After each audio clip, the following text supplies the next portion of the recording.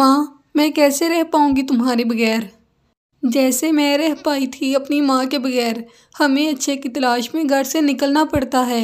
अगर ऐसे ही डरती रहोगी तो सारी ज़िंदगी कैसे गुजारोगी।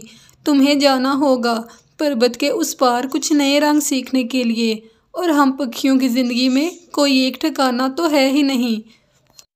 मैं ज़्यादा उड़ नहीं सकती, मैं बूढ़ी हो गई हूँ, लेकिन मैंने अपने बड़ों से यही सीखा है कि कैसे ज़िंदगी को जीते हैं। मेरी प्यारी बच्ची, ये हकीकत है कि अब शायद मैं ज़्यादा देर जी ना सकूँ। नहीं माँ, ऐसे तो ना कहो।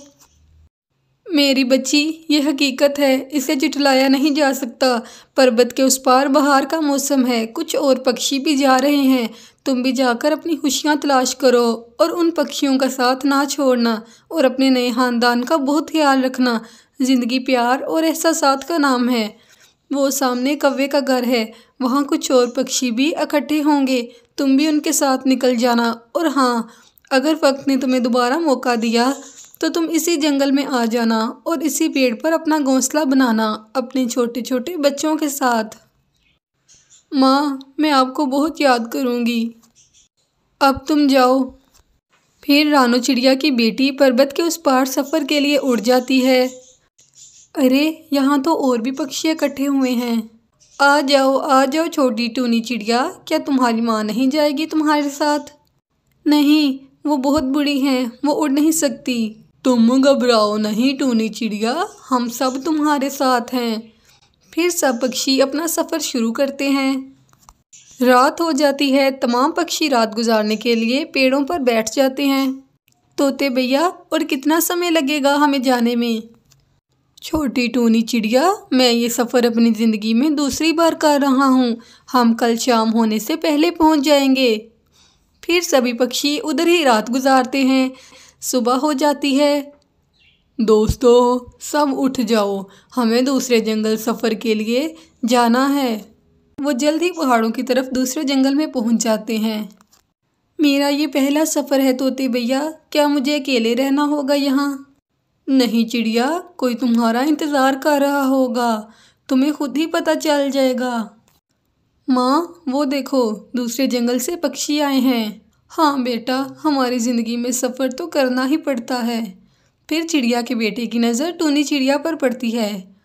माँ, वो पक्षी हमारे ख़ानदान का लग रहा है, चलो पूछते हैं।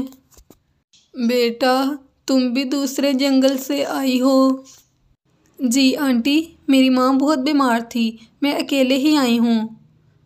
तुम्हारी माँ का नाम क्या है बेटा? रानो है मेरी माँ का नाम। तुम रानो की बेटी हो, मेरा बच्चा। तुम्हें पता है, पिछली बार हम बहार के मौसम में आपके जंगल में गए तो तुम्हारी माँ ने हमें कितना प्यार दिया था, और खाना भी। चलो उठो, तुम हमारे साथ हमारे घर चलो। बेटा, ये तुम्हारा घर है, और ये मेरा बेटा है, थोड़ा शरारती है, लेकिन समझ जाएगा वक्त के साथ। टूनी चिड़िया शर्मा जाती है और फिर उसी जंगल में अपनी खुशियों भरी नई ज़िंदगी की शुरुआत करती है। एक जंगल में एक मीनू चिड़िया रहती थी। मीनू चिड़िया एक पेड़ पर बैठी जंगल के मौसम के मज़े ले रही थी। अरे वाह, कितना प्यारा मौसम है, हर तरफ हरियाली ही हरियाली है, और ये हवाएं कितनी ज़्यादा अच्छी हैं। अरे मीनू चिड़िया, तुम यहाँ अकेले बैठी क्या कर रही हो? अरे कुछ नहीं बादल भैया, बस मैं ठंडी हवाओं और बादलों का मज़ा ले रही हूँ। परंतु मीनू चिड़िया, ये मौसम ज़्यादा देर अच्छे रहने वाला नहीं है, इसलिए मैं तुम्हें एक खबर देने आया था। बादल भैया, हमारे जंगल का मौसम खराब होने वाला है क्या? अरे हाँ मीनू चिड़िया, कल इस जंगल में बहुत ज़्यादा काले काले और घने बादल आएंगे, और इस जंगल में बहुत ज़्यादा बारिश बरसाएंगे। इसलिए तुम तमाम पक्षियों के घर जाओ और उनसे कहो अपने घरों को मजबूत कर लें। आपका बहुत बहुत शुक्रिया बादल भैया, आपने मुझे ये खबर दी। मैं तमाम पक्षियों के घर जाकर इन्हें बता दूंगी। फिर मीनू चिड़िया को खबर सुनाने के बाद बादल वहाँ से चला जाता है। मीनू चिड़िया भी तमाम पक्षियों के घर खबर देने चली जाती है। सबसे पहले मीनू चिड़िया एक तोते के घर जाती है और उससे कहती है, अरे तोते भैया, आपको पता है कल हमारे जंगल में ज़ोरों की बारिश आने वाली है, इसलिए मैं आपको बताने आई हूँ कि आप अपने घर को मजबूत कर लें। अरे मीनू चिड़िया, तुम्हारा बहुत बहुत शुक्रिया, पर अंतु तुम देखो तो मैंने अपना घर पहले ही मजबूत कर लिया है। अरे वाह तोते भैया, आप तो बहुत होशियार हैं।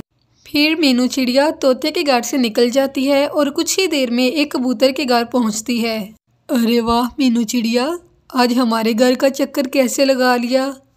अरे कबूतर भाई, बात ही कुछ ऐसी है। मैं दरअसल आपको बताने आई हूँ कि कल हमारे जंगल में बहुत ज़्यादा बारिश होगी, इसलिए आप अपने घर को मजबूती से बना लीजिए ताकि बारिश की वजह से आपका घर कहीं बह ना जाए। तुम्हारा बहुत शुक्रिया मीनू चिड़िया, तुमने आज ही बता दिया। अब मैं अपना घर मजबूत कर लूँगा। फिर मीनू चिड़िया कबूतर के घर से निकलती है, तभी उसे डाली पर बैठा एक कौवा दिखाई देता है।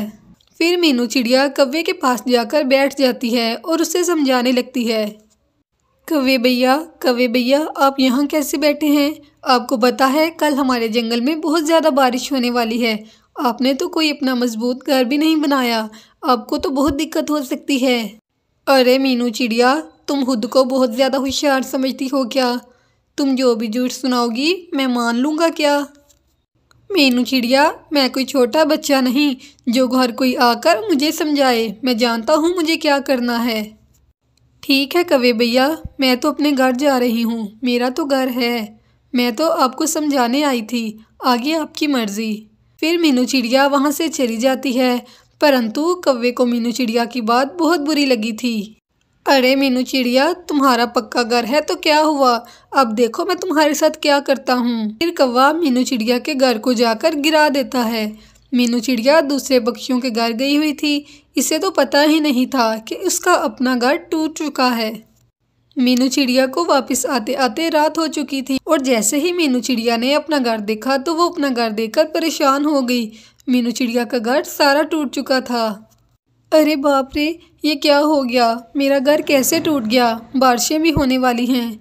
अभी मीनू चिड़िया ये कह ही रही थी कि जंगल में घने बादल आ जाते हैं और तेज़ बारिश शुरू हो जाती है। अरे अब मैं क्या करूं? मेरे पास तो कोई पक्का घर भी नहीं जहां मैं रह सकूं और इस बारिश से बच सकूं। मीनू चिड़िया बारिश में भीग रही थी, तभी उसकी नज़र उधर पड़े केलों और कुछ पत्तों पर पड़ती है। उन चीज़ों को देखकर मीनू चिड़िया के दिमाग में एक आइडिया आता है।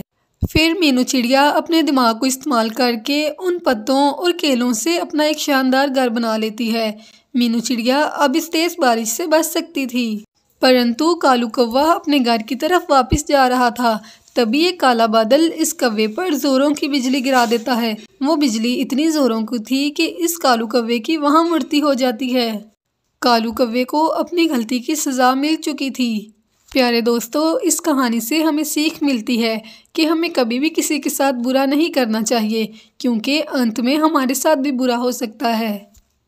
कालू कौवा हर काम में 2 नंबरी करता। वो तो अपने बेटे के स्कूल में पहली पोजीशन के लिए भी 2 नंबरी करता। जग्गू बेटा, अब फिर ना छोड़ दो, तुम्हारे एग्जाम्स आने वाले हैं, तुम्हें चिड़िया के बेटे कुकू से ज़्यादा नंबर लेने हैं।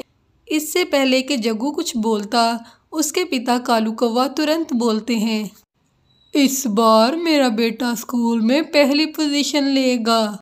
मम्मा, मैंने ब्रेकफास्ट कर लिया है, अब मैं स्कूल जाऊं? हाँ जग्गू बेटा जाओ, पर अंतु तुमने अपनी रेल कार क्यों अपने पास रखी है? इसे घर छोड़कर जाओ, स्कूल में जाकर पढ़ोगे या उससे खेलोगे? नहीं मम्मा, ये तो मैंने अपने दोस्तों को दिखाने के लिए लेके जानी है। चिड़िया भी अपने बेटे की पढ़ाई पर बहुत ध्यान देती। उसका बेटा पढ़ने में बहुत अच्छा था और हर काम समय पे करता, और आजकल तो वो अपने एग्जाम्स की तैयारी के लिए सारी रात पढ़ता और खूब मेहनत कर रहा था। अरे जग्गू, आप यहाँ नदी पर क्यों बैठ गए हो? क्या आज स्कूल नहीं जाओगे? नहीं, मैं तो आज पूरा दिन अपनी व्हील कार्ड से खेलूँगा। मेरे पापा कहते हैं मैं पढ़ूँ या ना पढ़ूँ, मैं स्कूल में पहली पोजीशन लूँगा। ऐसा कैसे हो सकता है? अब आप बड़े हो गए हैं और अब आपके इन खिलौनों से खेलने के दिन नहीं। कुकू स्कूल चला जाता है। कुकू, आज जग्गू क्यों नहीं आया? टीचर जी, वो तो नदी पर बैठा खेल रहा था। ये जग्गू तो कोई काम समय पर नहीं करता। जब एग्ज़ाम में फ़ेल होगा फिर पता चलेगा उसके मम्मा पापा को। तो फिर कल हमने क्या पढ़ा था?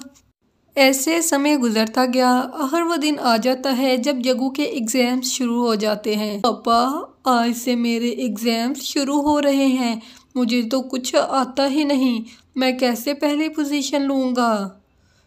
तुम जाओ जग्गू बेटा और जाकर एग्ज़ाम में बैठ जाओ, बाकी का काम मेरा। जग्गू अपनी आंसर शीट लेके बैठ जाता है और क्वेश्चन पेपर को बार बार पढ़ता है। कालू कौवा कुछ चावल लेकर स्कूल के प्रिंसिपल के पास जाता है। वो भी कालू कौवे की तरह लालची था। तो पहली पोजीशन पर लाना है क्या तुम्हारे बेटे जग्गू कौवे को?